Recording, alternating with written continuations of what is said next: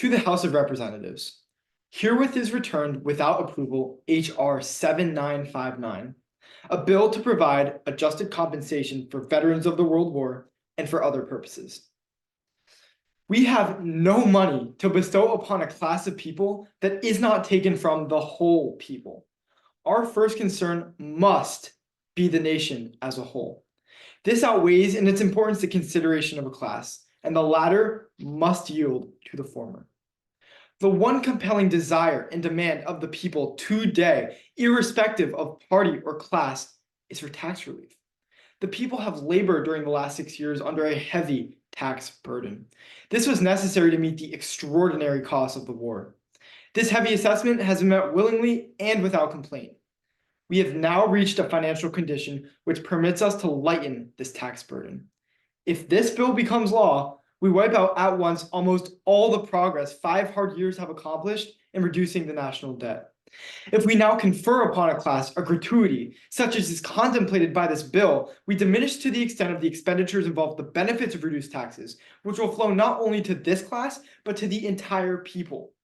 The prosperity of the nation, which is the prosperity of the people, rests primarily on reducing the existing tax burden. No other action would so encourage business. No other legislative enactment would do so much to relieve agriculture. The drastic executive campaign for economy and government expenditures has but one purpose: that its benefits may accrue to the whole people in the form of the reduction in taxes. I cannot recede from this purpose. I am for the interests of the whole people. The expenditures proposed in this bill are against the interests of the whole people. I do not believe they are for the benefit of the veterans. Considering this bill from the standpoint of its intrinsic merit, I see no justification for its enactment into law. We owe no bonus to able-bodied veterans of the World War. The first duty of every citizen is to the nation. The veterans of the World War performed this first duty.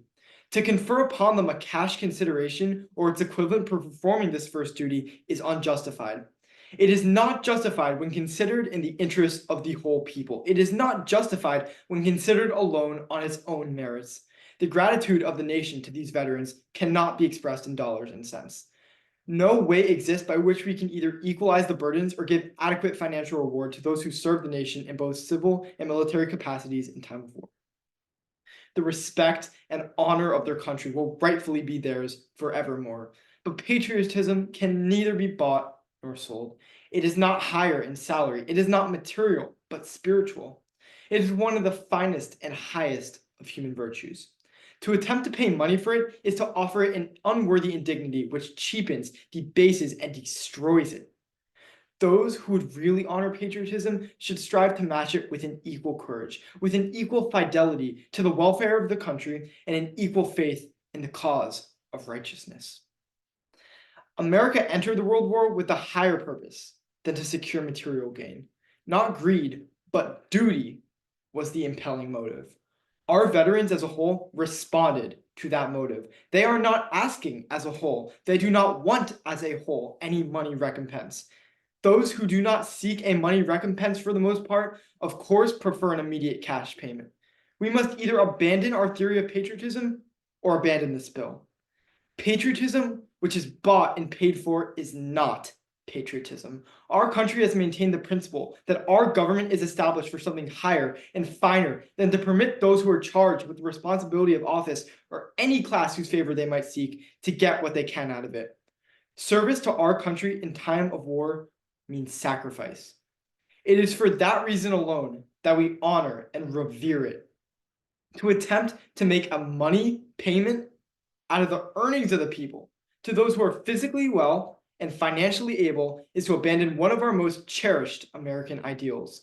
The property of the people belongs to the people. To take it from them by taxation cannot be justified except by urgent public necessity. Unless this principle be recognized, our country is no longer secure, our people no longer free. This bill would condemn those who are weak to turn over a part of their earnings to those who are strong. Our country cannot afford it. The veterans as a whole do not want it. All our American principles are opposed to it. There is no moral justification for it. Thank you so much.